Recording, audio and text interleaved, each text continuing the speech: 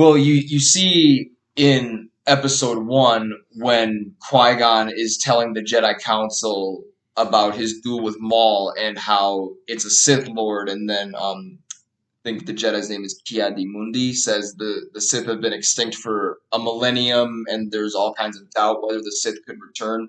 So the Jedi in this moment in episode one, when we first see the Jedi Council, are the peacekeepers. They're the ones that are holding this fort down, this planet Coruscant, this one big city.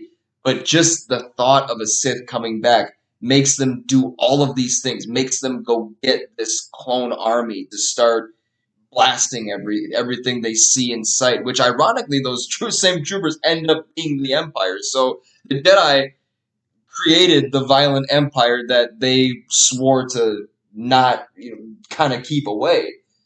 But it's this the idea that they're so afraid of this all powerful Sith, rightfully so.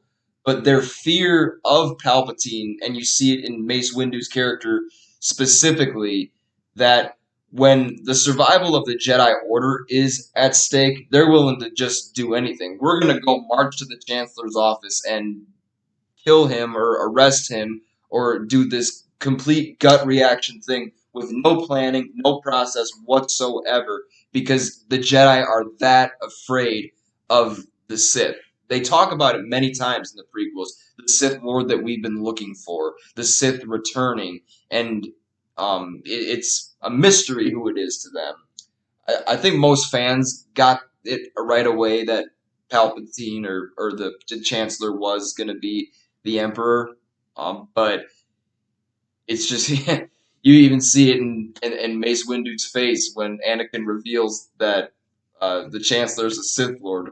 A Sith Lord? I mean, he's just taken aback by it. He's so hypersensitive to this idea of an all-powerful Sith Lord that just something switches immediately.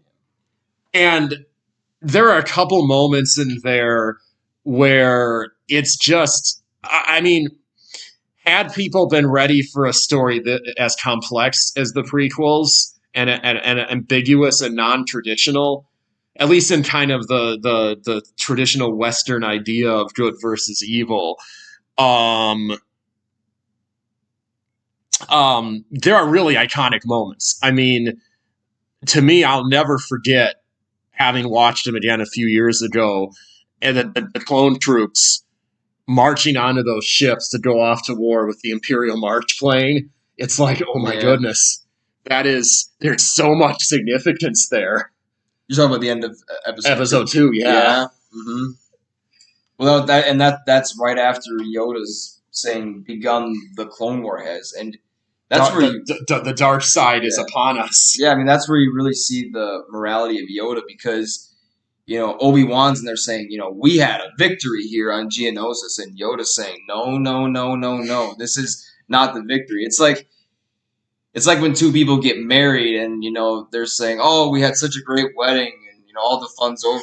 No, no, no, no, no, it's just beginning now, and that's kind of where Yoda's at that moment kind of saying, hey, we're going away from our moral instincts right here, and we are beginning a war that we swore to keep away.